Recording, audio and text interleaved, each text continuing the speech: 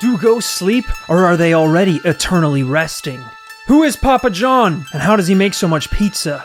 All of these questions you can find the answer to on this Paranormal Life! Hello everyone, welcome back to This Paranormal Life, the comedy paranormal podcast, where every Tuesday we investigate a brand new paranormal case and come to the conclusion as to whether or not it is real or it is false. Whether it is spooky or whether it is just regular.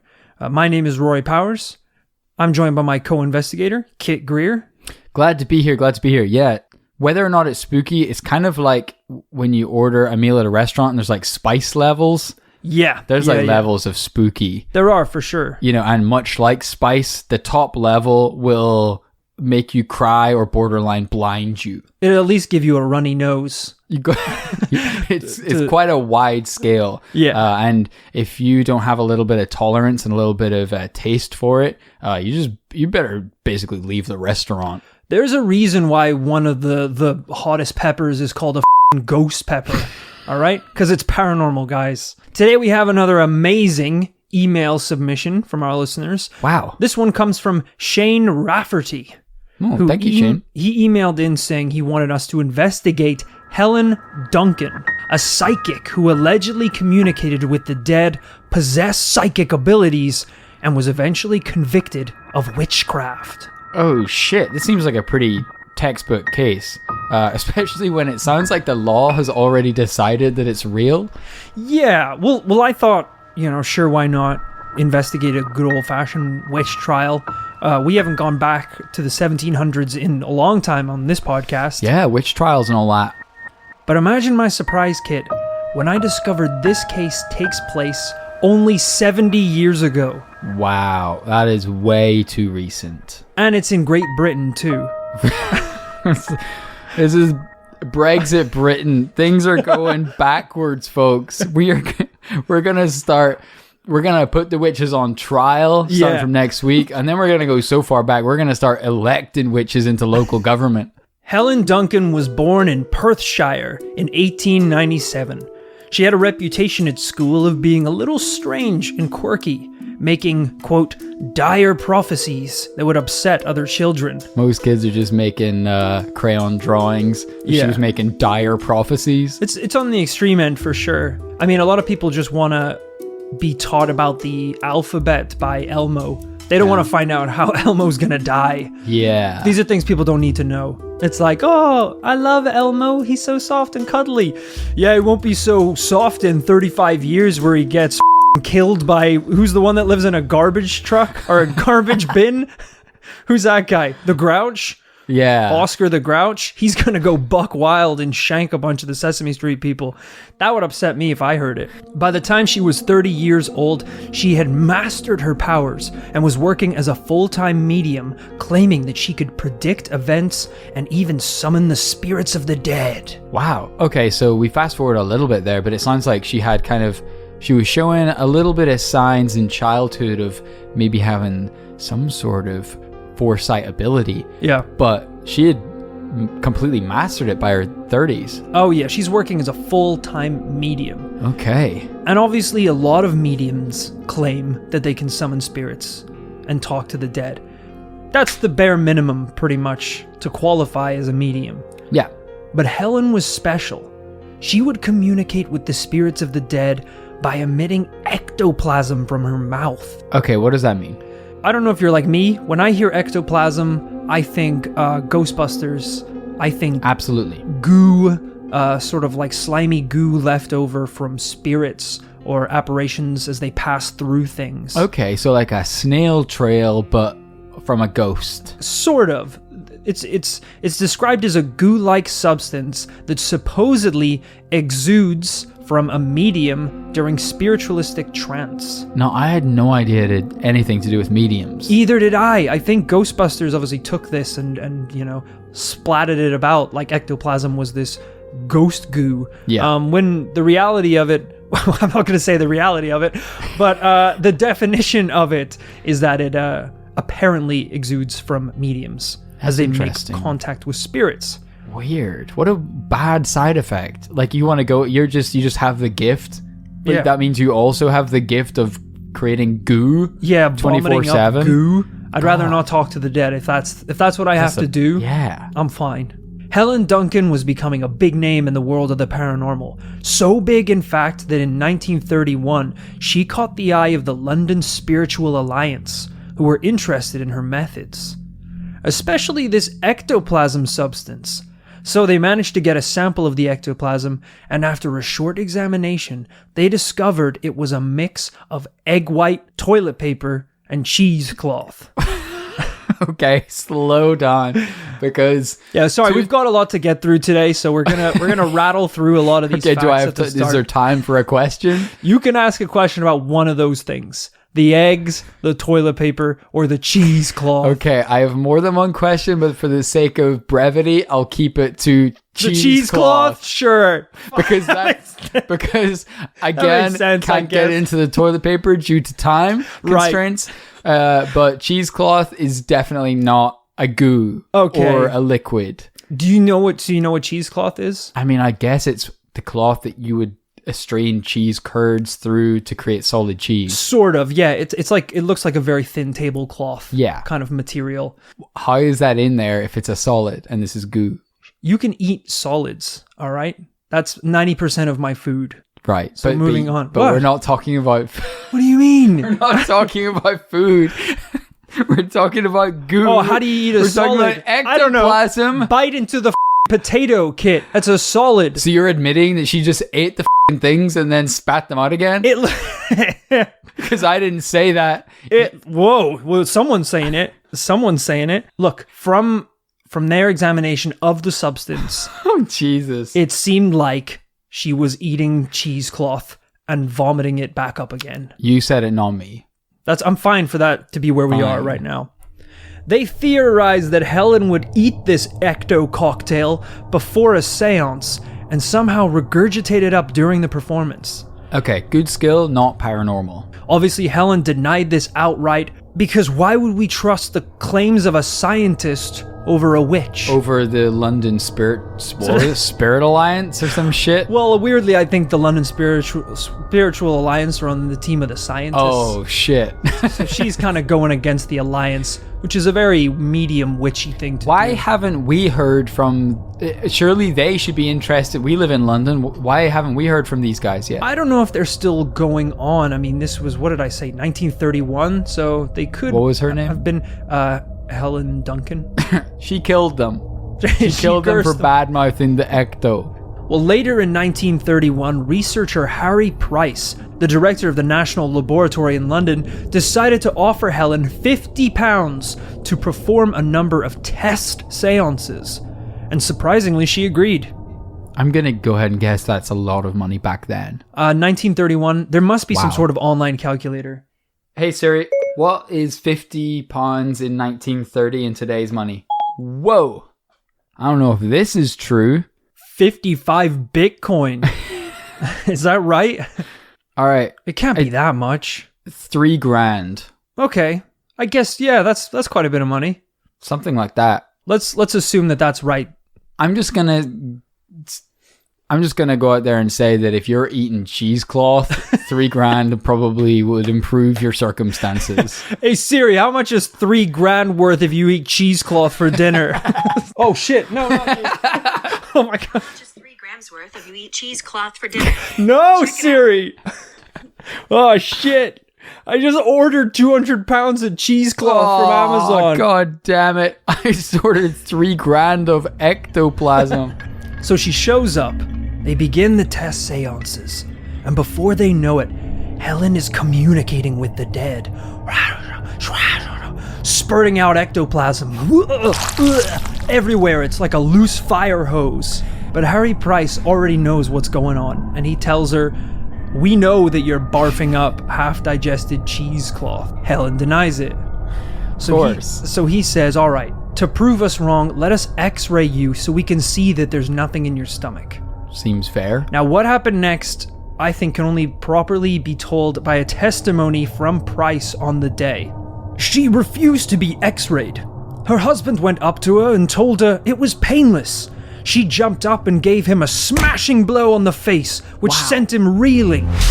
Then she went for Dr. William Brown, who was present. He dodged the blow. Mrs. Duncan, without the slightest warning, dashed out onto the street, had an attack of hysteria, and began to tear her seance garment to pieces. She clutched the railings and screamed and screamed. I leave the reader to visualize the scene. A 17-stone woman, clad in black satin tights, locked to the railings, screaming at the top of her voice. A crowd collected and the police arrived. We got back to the laboratory and at once, she demanded to be x-rayed. In reply, we asked her husband to turn out his pockets. He refused and would not allow us to search him. There is no question that his wife had passed him the cheesecloth in the street.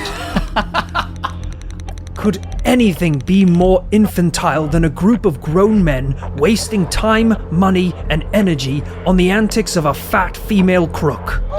Oh, shit. He went was a in. low blow there. Listen, I mean, Mr. Price, let's not bring weight into this, all right? No derogatory terms. He did it twice. He did. Is she a crook? You betcha. Of course. Is she a scoundrel, a weasel, a con man, woman? All of the above. But the weight is irrelevant. So, let me get it right. So they said, would you be willing to be x-rayed for the purposes of this test? And she then went primal and swung at two scientists. Yeah. And I think she punched her own husband in the nose. Oh. Yeah. And then took a swing at the scientists. Ah, interesting. We don't know at this time. It's a good diversion tactic. It's pretty great, yeah. This could be the spirits of the underworld, coming through her in some form. We don't know. Look, this is an unusual case this week, and hopefully you'll see why. But we're essentially flipping the script. We're getting the nonsense out of the way, and we're going to conclude with the paranormal. I'm creating a reasonable doubt, and by the end, it's going to be gone. The years continued, and despite the ridicule, doubt, and also being fined a number of times for fraud, Helen Duncan continued her work as a pretty successful medium. In the late 1930s, when World War II was kicking off, Helen Duncan was conducting seances in small groups and pubs all over Scotland. But little did she know that one of these seances would not only end her career, but also turn her into a prime target for the British Secret Service. Whoa. The website British Paranormal wrote, "It was 1941, and the country was facing some of the darkest days of the Second World War. Helen Duncan had travelled to Scotland to conduct a seance in Edinburgh. Unbeknownst to Duncan, her audience on the night included the head of military intelligence in Scotland." What? I don't know. That seems unlikely. I guess, even the head of military intelligence has to have a night off in the pub, I like to imagine that he dressed up as like a hippie. Yeah, Hey, my fellow free thinkers. Pretty cool to come and see a real witch, huh? We don't actually call them witches. They're referred to What? as mediums, sir. Yeah, medium. Oh, they'd call me a large then. Have you ever been to one of these seances before, sir? Oh, a ton. Yeah. You don't look like you're from around here. Well, what are you talking? I'm from the next town over, Glasgow. I can see you're still wearing a lot of your military pins. Oh, these are pins from serving in the Paranormal Wars, don't you know? Really? That looks like a Purple Heart. That's a Medal of Honor. It's a purple ghost. I had to kill a lot of ghosts to get one of those. This one just says "Best Soldier Ever," and it looks like you made it yourself. Right, soldier in the battle for. Oh, fuck it, you're all arrested. How could he not make up the lie for 3 questions if he thought he was going to be there the whole night? I didn't think I'd be getting this degree of interrogation from a bunch of hippie assholes. So Helen is deep into the seance, calling upon the dead, talking to spirits, when all of a sudden, she pauses. Oh no! What a terrible tragedy! I can feel the pain of many souls just lost. They're drowning, choking in the water. The audience seems confused. Helen said, "Ladies and gentlemen, the Royal Naval Destroyer HMS Hood has been sunk. Everybody's dead." What? Obviously, the military officer spat out his cocktail. Where did that come from? Yeah, in the that middle of a seance. Seems like an insanely specific, authoritative statement. Well, the military officer knew about the HMS Hood, but he hadn't heard any news of it sinking at all. But this shook him enough that he decided to contact his office in London, which I wish to God we had a recording of. They pick up the phone. You said you had an unbelievably important message to communicate. It is 4 a.m. Just hear bottles clinking on the other end. Listen, Uh-huh. I know you guys run a pretty sharp intel operation over there. So it's very late. If you could get to the point. But I've just been in a pub with a witch. She told me that the HMS Hood has been sunk. Kaploop. By Germans? By rival wizards? We don't know. So, have you been drinking by any chance? Maybe the potions I've been consuming have made me a little intoxicated. You drank the witch's potions. Was it some sort of aquatic spell that pierced the vessel? We'll never know. I can hear whiskey glasses clinking in the background. Potion glasses. Whiskey potions. I mean potions. Or just potions. The website continues. 2 days later, it emerged that the ship had indeed been lost, hours before the seance took place. As a result of her encounter with the Brigadier, Duncan became the focus of much attention from the British military. She was covertly monitored and investigated. Military personnel would attend her seances undercover, monitoring who she'd claimed to be conversing with. Whoa. It got to the point where they were just convinced that she was a spy or had some sort of link to the military on either side. Yeah. And they were just getting all this information. I guess if you believe confidently enough that magic isn't real, then the only logical explanation is that she's getting this information from somewhere. It's all pretty far-fetched. Yeah. I mean, it's pretty insane that they believed this enough that they sent a number of military personnel to go to her shows, basically, and get blitzed and see if she actually can talk to the dead. I mean, there's also like such a culture of paranoia at this time. Like whenever it's wartime, there's like a big worry that there's spies on every corner from other countries. Yeah. You know, they're probably listening to her Scottish accent being like, is that a little German I hear in there? Yeah. You son of a bitch. Well, she continued to conduct seances despite the surveillance she was under. On one occasion in Portsmouth, she allegedly made contact with a deceased sailor who was said to be wearing the uniform of the HMS Barham. The spirit advised that the Barham had been torpedoed and gone down with all hands. The sailor spirit, who identified himself as Sid, claimed he'd been burned to death in the explosions. Whoa.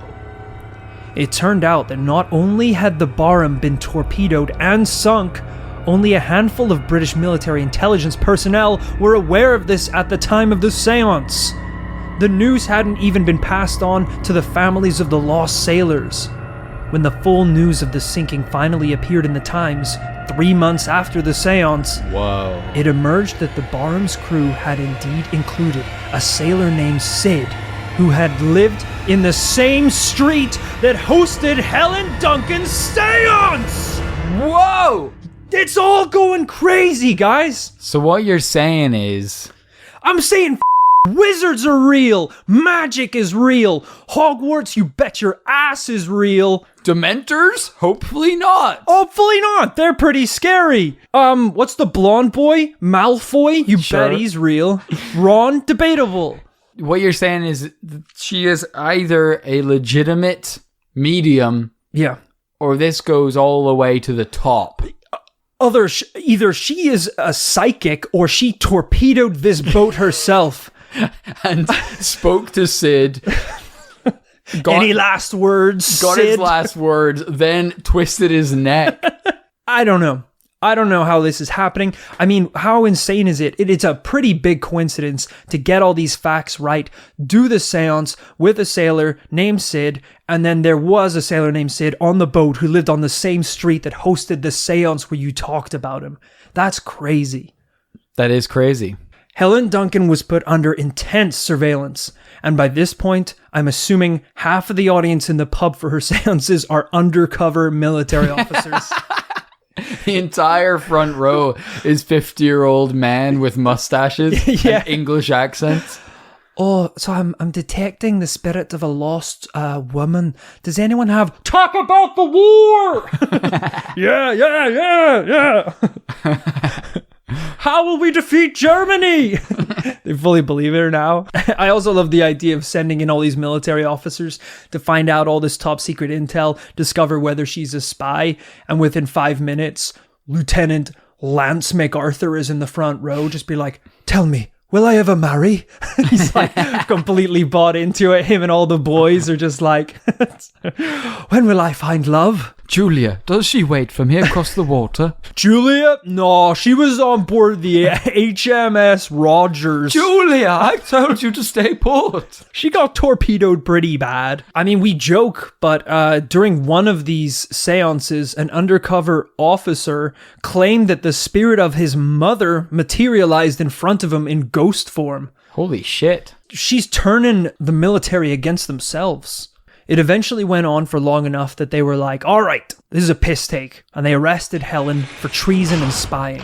That's crazy. But without any real evidence as to how she received the information, they didn't really have a case against her. So they changed the charges to prosecution under the 1735 Witchcraft Act.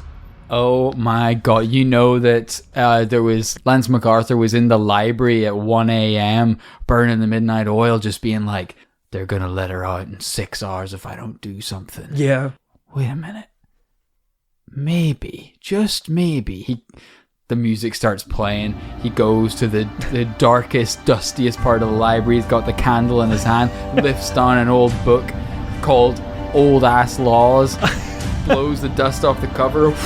It's perfect. And he finds it. He finds the law. I mean, this seems like one of those laws that, yeah, just outdated, but were never repealed. Or something. I'm just going to Google some old laws. All right, so we already got some weird ones right off the bat. All beached whales must be offered to the reigning monarch. Yeah, I think I've heard that one. Why would you even want one? It's dead. Are you going to eat it? Probably. That's pretty sick. MPs are not allowed to wear armor in Parliament. I can believe that. I want to see Jeremy Corbyn in some plus 23 Valiant armor. This is crazy. with a two-handed broadsword. It is illegal to handle a salmon in suspicious circumstances. Suspicious circumstances, like in a trench coat without anything else on underneath the trench coat? That's pretty weird. That's a pretty suspicious circumstance. I mean, these obviously come from a time when creating laws was a bit like Donald Trump's tweets. You can just smash them out like 25 in 30 minutes. Yeah. And just like, you don't really think about them too much. Get them out there, spelling mistakes and all. Exactly. And that's the kind of way that I want the world to be run, all right? If I was in charge, I would toss out rules like they're nothing. Your country's national motto would be fast and loose. Yeah. Fast and loose. Welcome to Powers Nation, right? Rule number 1, the rules. Rule number 2, there's a couple more. So stay tuned. So stay tuned. Also, but also, you know, laws 3 and 4 coming soon. The rules, but also listen up because some of these are really important. Rule 2, if it feels good, do it, even if it's against the rules. Rule number 3, thou shalt not disobey the laws of the land. Even if it feels good. That's laws, not rules though. Break the rules. As I said, rule 1, the rules, but the laws, obey them. That's rule 4. Okay, we're only 4 deep and it's gotten pretty confusing. Deep. Most countries have hundreds of laws. Law 5, this world is lawless, all right? If you want to rule, obey the rules. Okay. All right? You just said the rules. No, I said the... You did say the rules. I said rule number 1, the rules. But there's a lot of laws in place that need to be obeyed. All right, so just listen up. All right. Okay. Rule number 8. Well, you skipped 6 through 7. It's illegal to handle salmon suspiciously in public. You just took an obscure UK law. That one I actually agree with. That one I feel like I'm glad is still in power.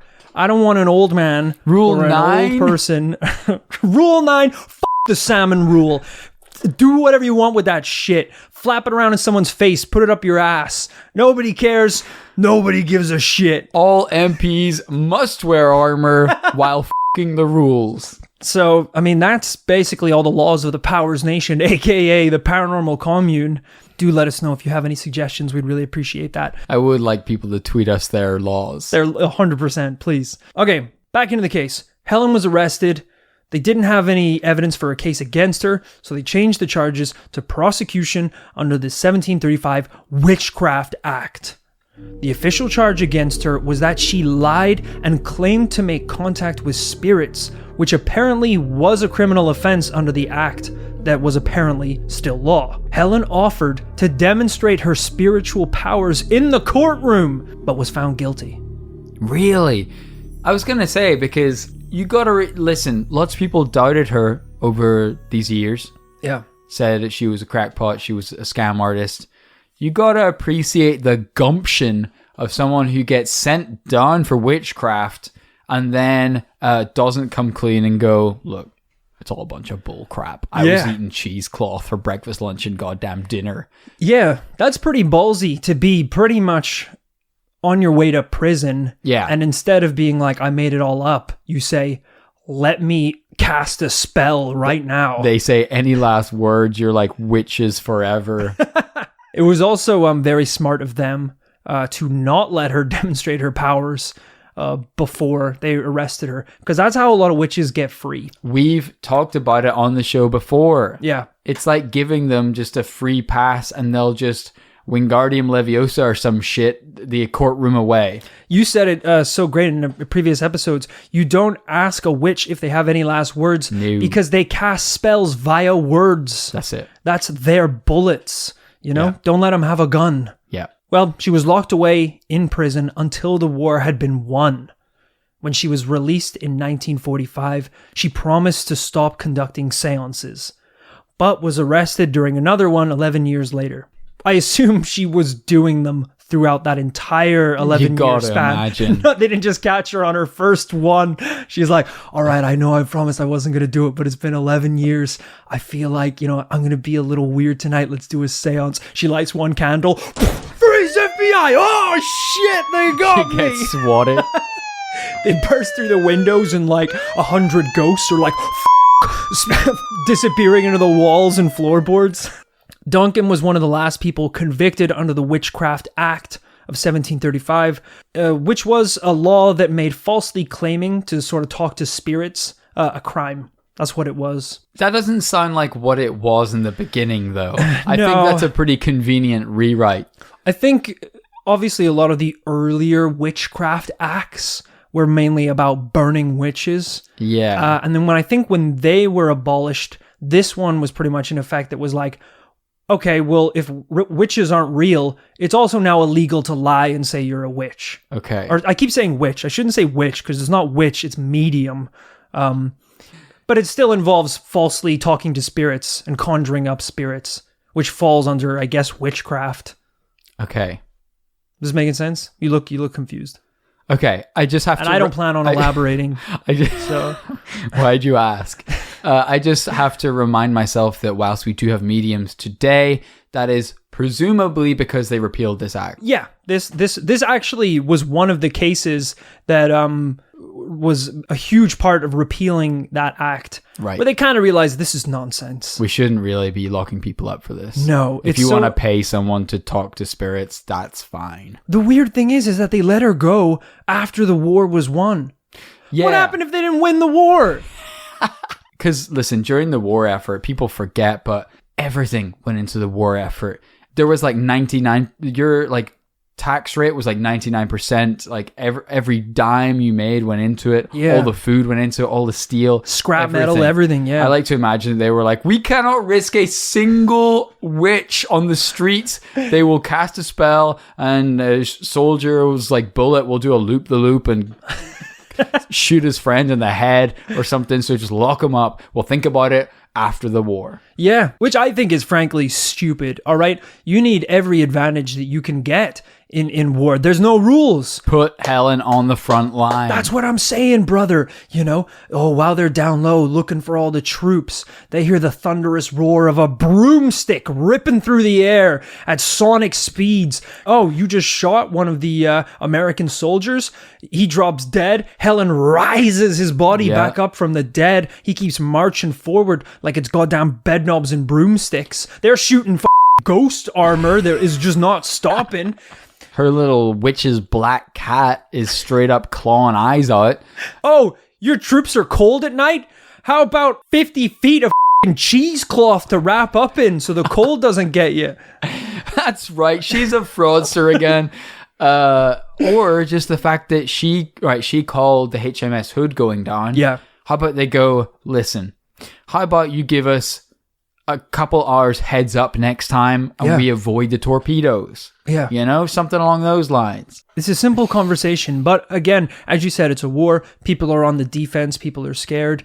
It's easier sometimes to lock these people away than it is to weaponize them. It's true. That's pretty much the whole case. Thank you so much to BritishParanormal.co.uk for a lot of the info on this case that I found. They were very helpful in gathering a lot about the story. That's a pretty crazy history. You don't want that to get lost. Yeah, and you see what I mean here about this being kind of a weird episode of the podcast where we started with a person who was essentially outed for being a fraud a number of times, but then eventually down the line developed into someone who possessed such convincing paranormal powers that they were arrested for either being a witch or being a traitor or a spy to their own country. That means you're really good at what you do. It's an unbelievably surreal case. Just the picture of having those British military guys going to these seances. It's insane. It's such a weird thing that also definitely really happened as well.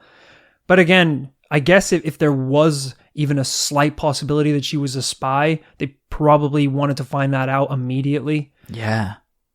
I don't know. What do you think? What are your thoughts? Like you say, very bizarre and interesting that this is a topsy-turvy case. Usually how our investigations go is, here's a little bit about how it started. Here's the paranormal shit that happened. Whoa, this is crazy. Could this be real? And then usually it starts going downhill as soon as we introduce our first witness. Yeah. They start seeming a little bit crazy. We look into their past. We find some unfortunate truths about them. Yeah. Usually lots of lies and deceit. And it's a bit like a Scooby-Doo episode.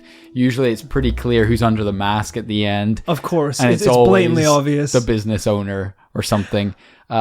Whereas in this case, we got the opposite. We got someone whose character is destroyed at the very beginning. Yet, like you say, their powers are so self-evident from that point on, it literally leads to a official, governmental, legal verdict. Yeah. As to the truth of their paranormal claims. I mean, if you're being arrested in the 1930s, 1940s for being a witch, you're either really a witch or really good at pretending to be a witch. And I think that's what we have to kind of decide today. Is Helen Duncan truly a medium who can communicate with the dead? Or is she a spy? Is she a narc? Because I was going to say, this is the bit we don't understand. How did she know about the HMS Hood?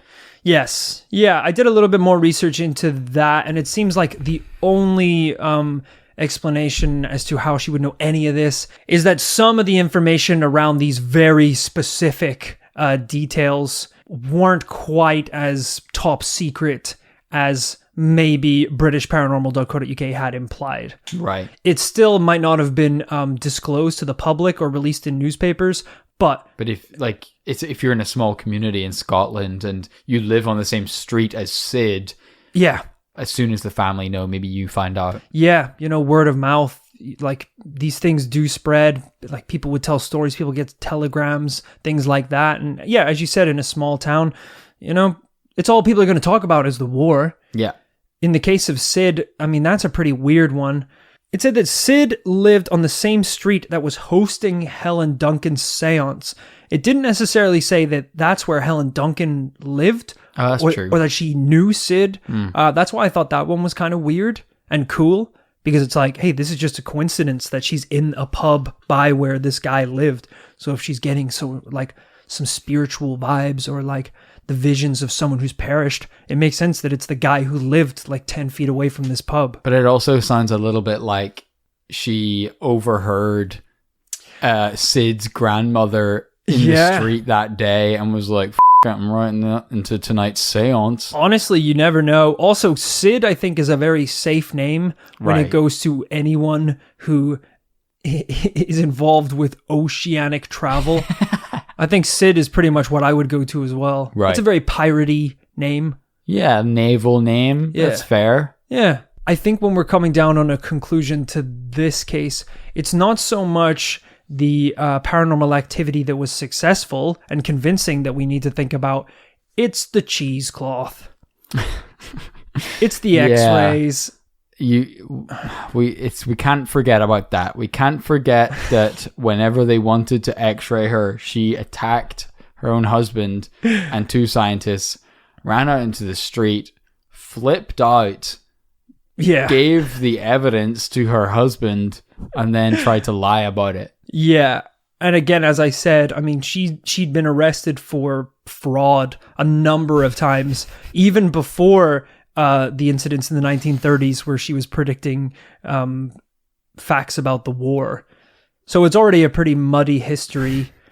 I don't really think we need to think about this one too much. I'm going to go ahead and assume that we're both on the same page here. I think so. I think it's a no this week for Helen Duncan being she's referred to as the Blitz Witch. Wow. Pretty cool name. It's a very cool name, to be fair. Makes it sound like she was doing the bombing. It's a no. It's going to be a no. It's going to be a no for me. Dang, it's a double no, folks. But wow, what a story. And thank you so much to Shane Rafferty for emailing this one in. We've had some amazing email suggestions, actually, in the last couple weeks. And we love reading them. So keep sending them in, guys. Thank you so much for listening to this episode of This Paranormal Life. Look, folks, it's not always going to be a debate every week, all right? Sometimes it's a pretty open and shut case. That's actually rule number 11, is sometimes it's simple. And that's not today, a rule, that's just an idea. Today was simple, all right? Rule number 12, just go for it. Okay, that's borderline the Nike slogan. No, the Nike slogan is rule number 12. Okay. Just do it. That was rule number 12 both times. So which is it? It changes. It's day to day. Sometimes rule number 12 rules change? Rule number 13. The rules will change and laws will change depending on the day. By the way, the days don't matter. It. Every day is Friday. So they do or don't change. If every day is Friday, it never changes day? Well, eventually it goes from like Friday 1, Friday 2, then Friday 1A, Friday 1AB, Friday 2A, then 2AB. This is insanity. But then, rule number 13. Okay. The rules don't matter. Every day. A lot of these seem to be about saying, it, there's no rules, and then quickly reinstating a whole bunch of rules to make up for the fact that you just said, it. Rule number 14. If you liked this podcast, you have to support us on Patreon, because that's where we make all our money. Who is in this country, by the way? Just me now, but rule number 15, I want friends.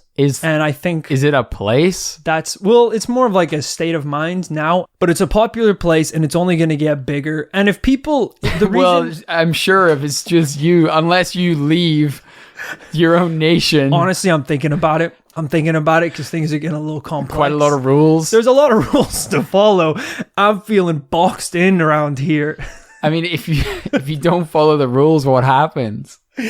Well, I mean, it's fine from a legal standpoint because rule number 16, the rules, right? I'm pretty sure rules 11 through 15 were also the rules. But I'm just a little worried because rule number 12 is don't break the law. You've already told us 12 twice. But that was on Friday, B21. What is this? What's This today? is the same day. Today's Monday, actually. You said it's 30 seconds ago. Monday? You said it's always Friday. If you like the show and you like the rules or don't like the rules, make sure to support us on Patreon, where from as little as $2 a month, you can get your name shouted out on the podcast. And for $5 a month, and we're talking bucks here, American bucks. If you live in the UK, what is that, like £3? Something like that. It's nothing. You can get access to a whole bunch of bonus episodes where we investigate stuff that we could never investigate on the main podcast. And to give you guys a little taster for what those bonus episodes are like, here's a clip from this month's episode. What I think it watered down to was a program which was essentially a set of tapes, or I guess now MP3s, that you would listen to that were instructional videos that would guide you through the gateway process, which was a way of unlocking your mind, hemi-syncing your brain, and being able to perform all these insane abilities like psycho diving, astral projection, disappearing into the fourth dimension. So what you're saying is, if we can get a hold of these MP3s, we could upload them to our podcast feed and hemi-sync the entire Paranormal Nation at once. The police are at the door. Oh, absolutely. shit. All right, I gotta blast through these tapes and learn how to teleport. It's like the Matrix. We're trying to like zap out of the room before they bust in. I also love the thought that we're being swatted right now so quickly, but we're trying to achieve enlightenment in like 5 minutes. Put in the first tape. What did the Buddha say again? The first tape's like, first you must clear your mind. It's like, skip Meditate. forward. We skip forward 10 tracks. Now turn and ask the alien, where did he go back? Go back. Too far. Stuff the tape up your ass. We'll listen in prison. The SWAT team bursts down the doors and it's just you and me sitting cross-legged. So long, assholes! We close our eyes and nothing happens. They beat us with a baton. Oh! Oh my god, Wow. those bonus episodes, man, they're you can't miss them. That's some funny classic stuff. Thank you so much to all of our supporters. If you do support us on the $2 tier, as we said, you get a shout out right here on the podcast. So thank you too. Thank you too, Ishan Gurung. How's it Gurung, Ishan? Listen, there's like, listen, I know what they've been saying on the streets about you, Ishan. You know, What have they been saying? everyone's saying, but listen, I don't. Whatever everyone says about you, I don't think that. All right, you know, What do you? What everyone. You keep saying a lot of people are saying it. Well, and just thinking it, but you're not. yeah, I just hear a lot of stuff here and there, like Good stuff, talking bad stuff? Not really. Oh boy. But I don't personally think it. There's just listen, there's I got a lot of friends in the military. Oh. They are saying that That's weird. They're thinking of bringing back that old ass law. The Witch Act, the Witchcraft Act. Ishan. Oh my gosh. Yeah. Ishan, throw away your cauldrons. Break out all your chopsticks. They will think it is a wand. Because whilst I don't think you deserve to be arrested, I know you have the cauldrons. I know you're very much a witch. So they are a witch. You did say that. Of course. Okay. Yeah, but I'm just saying they don't deserve it. Nobody right? does. Nobody does. So lay low for a little while. Maybe don't be mixing your potions in public. Thanks also to Alex Slater. Everyone always knows Darth Vader, but no one talks about Darth Slater. Whoa. Yeah, he was equally evil. He was like a bad dude. I guess it was a little bit less exciting when he was like, Luke, I am your uncle. Right. It doesn't have It's 1 degree of separation. It doesn't have that same kind of, because then Luke's like, I don't give a shit. Who's my dad? He's like, well, I don't want to tell you. Darth should tell you that. I mean, It's no, Darth? Vader. No, shit. Darth, bro, I'm so sorry. Oh my god, he should have been the one. I don't even know why I'm here. I should be on Tatooine kicking a Wookiee in the nuts. I'm gonna leave, man. I was never one for kids. In many ways, I feel like you're my son, but well, I'm not. Just don't tell your sister Leia. Leia's my sister? Oh, shit. Oh, man. Vader's gonna kill me. Thank you, Darth Slater. Thanks also to Jonathan Power. Jonathan, I know a member of the Powers Nation when I hear it. Glad to hear you're part of the country where there are no laws. I don't know if International. I don't know if he's in His the second name country. is Power, Okay. and there's only 2 names in the Powers Nation. So only people with... Okay, go on. Power and Powers. You would know that if you'd read the rules. Well, I don't Upon need to because I entry. don't have that name, so I'm never going to be in the nation. You can change it. You can change it. We do allow name changes. So it's all one family? That's the idea? It's not. It's just me and Jonathan sitting on a rock, yelling rules at each other. It's a pretty cool place. I'm glad Jonathan's here. Jonathan's pretty controlling. Yeah, he makes up a lot of the rules. I'm pretty against it. Thanks also to Ms. Boogie. Ms. Boogie is, it's a little bit of an unfortunate name because she really has 2 left feet. I swear to God. This is the most graceless person on a dance floor you've ever seen in your life. Oh, not literally. We talk about a lot of paranormal cryptids. I didn't know if this was like a literal infliction or this was just she can't dance. Well, she is a cryptid, but just also can't dance. She got 2 left hooves. Because, granted, put the Sasquatch, put the Chupacabra, fill in the blank on a dance floor, and you play like a jumping track, like a Bruno Mars Uptown Funk. Oh, they're popping off. Of course, it's like an inbuilt reaction. They start popping and locking, shuffling and stuff. But Ms. Boogie, I think that was really what gave it away, is to her being from another planet or some shit. Can't dance. No rhythm, no funk at all. Even Greys can dance. Thanks also to Esteban Fernandez. This person actually tried to join Rory's nation, but Esteban only lasted Fernandez. They got through, I think, after the 8th Friday 1A through 9B. Sure. They got pretty confused and left. Yeah, and rule number 27, you have to last at least 10 days to be considered a full member of the Powers Nation. Which is an unbelievably low-barred entry, but obviously no one's done it. Yeah, just me and Jonathan. Right. And we're both thinking of leaving. What? Yeah. Even Jonathan? It's like starting a company or something. You'd be like, how's it going? He's like, we're thinking of leaving. Yeah, your own Who company. does that leave? No one. Thanks also to Lucy Harrison. Well, if it isn't Lucy Juicy. You know how humans are made up of 60% water? Yeah, something like that, right? She's made up of 60% Dr. Pepper. How? Some sort of Peter Parker bit by a Dr. Pepper can? You would have thought Juice, right? With a name like Juicy Lucy. But Right. no, 60% Dr. Pepper. 40% juice. So all liquid? All liquid. Basically half Dr. Pepper, half Sunny Delight. So she's a cocktail. of She is joints. a delicious icy cold beverage on a sunny day. Not at That's all how- human. No, but refreshing, comforting, delicious. Oh, I see here. It's a drinks corporation, Lucy Corp. Yeah, Juicy Lucy Corp. Thank you for your donation. Thanks also to Chris Barnes. Jesus, Chris. Close the door when you enter the paranormal commune. What were you, raised in a Barnes? Oh!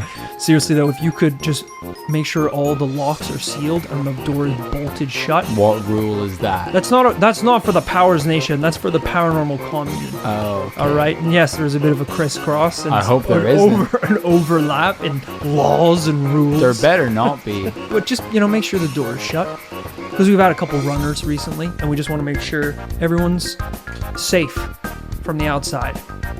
Because the outside's dangerous. It is. We always invite people into the commune, but we don't often let people know about the dangers in the immediate surroundings of the commune. Outside the safe walls of the commune is a lawless, ruleless dystopia. You don't want to be a part of it. Called Powers Nation. Powers Nation is basically the fucking moat that surrounds the paranormal commune. Where the rejects from the commune live. It's the demilitarized zone between the commune and the rest of the world. Thanks also to Kate Task. Me and Kate went on a date, and it went a little badly, so I think we need to clean the slate. Oh, Yeah. What? Why would you need to clean the slate? Honestly, I was doing that for the rhyme. I don't really want to get into the situation, but you've twisted my arm. We scheduled the date for 9 p.m. Okay. I show up 11:30, head to toe covered in cryptid blood. I'm fresh off the hunt of a beast. But you still want dinner. I still want dinner. I told her to wait for me, and she did. That was very polite of her. She said, "What are you hungry for?" And I said, "This." And I slapped down the head of an enchanted wildebeest that I had just not slain. Good date etiquette. No. Too hard as well. Smashed the plate. Enchanted blood went all over her, which turns out burns human skin. I didn't know that. I was head to toe in a hazmat suit. Probably should have given her one at the start of the night. That would have made things a bit clearer. It sounds like you couldn't wipe the slate if you wanted to. Well, sure, it's pretty hard to get enchanted blood off of anything. But Kate, if you're willing to give me a second chance, She's messaged. She isn't. that's fair. Thanks also to Venenatus. That sounds like the name of a certified badass rule breaker. The kind of person that belongs in the Powers Nation. Welcome aboard. But you also obviously need someone who can keep up with hundreds of shifting rules day by day. True, very true. And I expect you to obey them all if they require you to obey them. Am I making sense? No. You're like, don't ask that when you know you're not. Like, it's a tipsy-topsy world. Every day's Friday. There's a bunch of rules. And if you don't like it, stay. Yeah, you're right. That is topsy-turvy. Yeah. It's unconventional. It flips the regular world, your safe zone, your little snowflake bubble into my world. All right? So if that sounds like your cup of tea, It doesn't. well, that hurt, honestly. I'm not going to pretend like it didn't. I don't know what to say. I know I joke a lot about the rules, but attendance is down. Jonathan's gone. It's just me. He's gone? He left day one. Got admitted. He couldn't make it to day 10. 10 minutes ago. He left day 1. I made it to rule number 3, and he just 180 and went straight back out the door. He said, I'm going back to France. Things made more sense in France. And I was like, Jonathan, wait. Rule 12. Just do it. He's gone. No, Jonathan. He's like, you said rule 12 was try your best or some shit. It was. Rule 12 was go for it. Go for it. Not a rule, not a law. Thanks also to Stuart Myatt. You know what? Stuart Myatt have what it takes to be a lawyer in the Powers Nation. Thank you. Listen, it's a very burgeoning, new, ever-changing field, but someone needs to lay down the law and intricately understand the legal code better than even Powers himself does. Well, I think that's great because, there's a lot of laws and there's a lot of rules, and I'm the ruler, so we need a lawyer. And with all these rules, it's probably going to be a lot of lawsuits. That's true. Especially with the illegal shit that's going on at the moment. And rule suits, if that's a thing. Sure, could you drop that down? Last but not least, thanks so much to Jake Davies. Jake Davies has rabies. He's foaming at the mouth for paranormal content. We just can't give him enough. We're like, here's a bonus episode. Here's a shout out on the podcast. And he's like, not enough. It's almost as if that isn't what he needs. It's almost as if he needs some kind of vaccine, something to cure the rabies. Yeah, well, he keeps saying, medicine, doctor. And I'm like, okay, sure. So here's a bonus episode on the witch doctors of the ancient hospital. Okay, well, there's a haunted hospital in South Korea. Right. I mean, his whispers are getting fainter and fainter every day. So hopefully this month's bonus episode will finally heal him. It's pretty funny, so hopefully it will. Yeah, I mean, we're trying our best. We're doing all we can do.